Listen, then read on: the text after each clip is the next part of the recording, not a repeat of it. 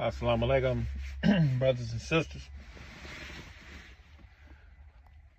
Now for the next series, I'm gonna be dropping this stuff about my little brother, little Eddieboy. And if you guys not familiar with his case or familiar with what happened, I'm gonna give you a little short synopsis. This is gonna be like part one. And you know, it's always an origin to everything. So let's start from the beginning, the origin of everything. You know, the brother Mumbles got unalive over there on Florence and Normandy. It was him and Lil Coop together over there. And for the life of, a lot of people, they didn't understand why Mumbles went inside that particular liquor store. But you guys don't know Mumbles. A lot of people didn't know Mumbles. And people, Mumbles was a solid individual. Mumbles was a genuine individual. And Mumbles was a CCO. So, when you coming up out that penitentiary like Mumbles was, he was like regiment up to, it was all about Crip thing. It was like Crip. Even though he was from 60, he still was up under that organization. So, him and Lil Coop go up in there, running Joker. Joker said what he said, so Joker did what he did. So Mumbles got unalive. And if you guys can even imagine how that news traveled that fast over there in that section in the 60s, it was unbelievable. Just imagine all the hitters from that era mounting up on 10th Avenue, having a meeting inside of an apartment building, right? These guys having a meeting on talking about what they want to do, who they going to do it to, and everything, bro. So they not even knowing that you got two confidential informants inside the meeting. Because you got to know, we at that particular time, I was probably 18.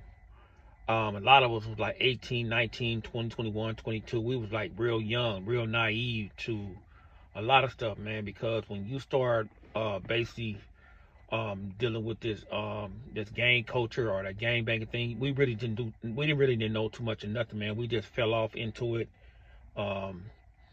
We inherited that war, like I always tell people, my generation, the third generation, we inherited the war.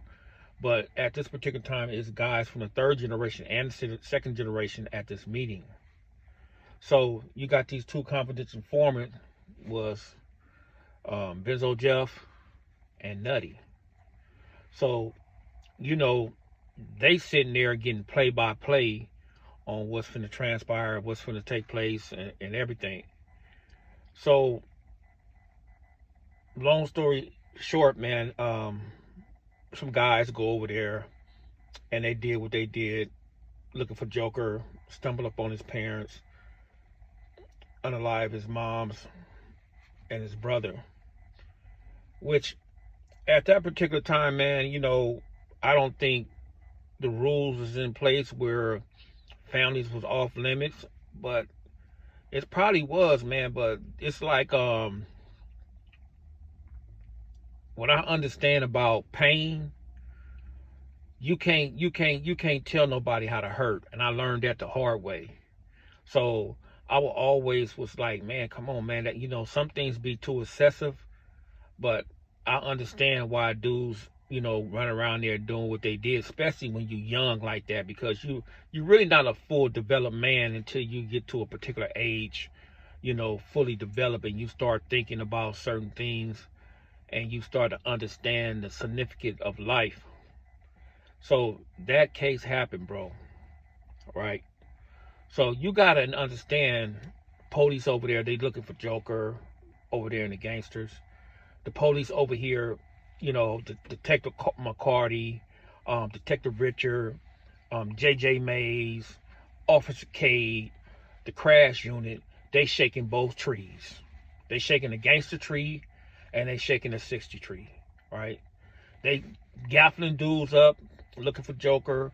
They gaffling dudes up over there looking for information over there in the neighborhood. Right? They took so many dudes in the neighborhood to jail. It was crazy. And so many guys, bro, gave so many statements in that case, man. And to this very day, they still over there. I mean, dudes just made statements.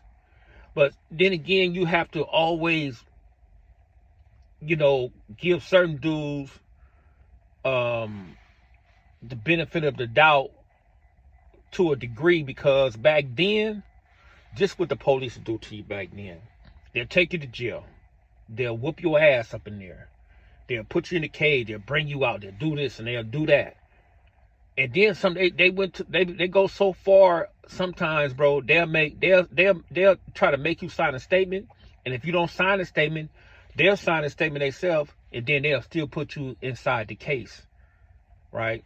This how cold they were. This is how cold, 77 was a different animal. In 77, they'll clean the books with anybody. They didn't care if you did it or not. They'll just clean the books on you. That's how it was. But they start shaking the trees everywhere. On our side, on the gangster side, everybody was on high alert, and things to that nature. So this is just part one. When I'm explaining what happened to my brother, where they came and got him. They got him one time. They got him and Mad Ryan, took him to jail, gave him a DA reject, and then but they never had nothing on them. But you had Howard Cosell 1 and 2, Nutty and Benzo went up in there giving play-by-play. But you guys got to always remember, when they went in there and started giving play-by-play, my brother's name wasn't mentioned at not one time. Not one time. They was focused on other individuals.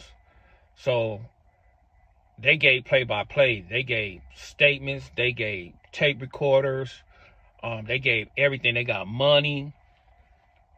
They got juice, alcohol, whatever they got for them people, man. They got, if they want a room at a hotel, they got that. If they want their family moved, they got that. If they wanted plane tickets, they got that. They got everything.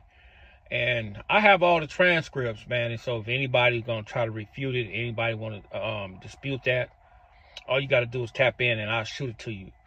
These guys, man, I'm telling you, man, these informants, bro, these dudes would lie on. I'm talking about, it's one thing about telling, but when you tell, bro, that's the worst thing you can do in the world, man. You can lie and tell on somebody, man, and you can have somebody up in the penitentiary for 38 years for something he didn't do. But this was a cold backdoor. Like I always say, my little brother got backdoor, and I'm going to start laying it out. And I'm going to go over like certain individuals that made the statements. For a fact, they made the statements. Certain individuals got disciplined, that made statements, and I'm going to break all that down for you, man. So I just want my little brother free, man. I don't have a problem, an issue with nobody else. I just have an issue on how they did him. They backdoored him. He was 17 years old. When he went to jail, I always used to tell him, man, I used to run him off the block sometimes. I was like, dude, get the hell up out of here. You ain't built for this shit. You ain't ready for this. And I used to, send him home over there to his father's house over there. His father was living over there on Palmerlee and Compton.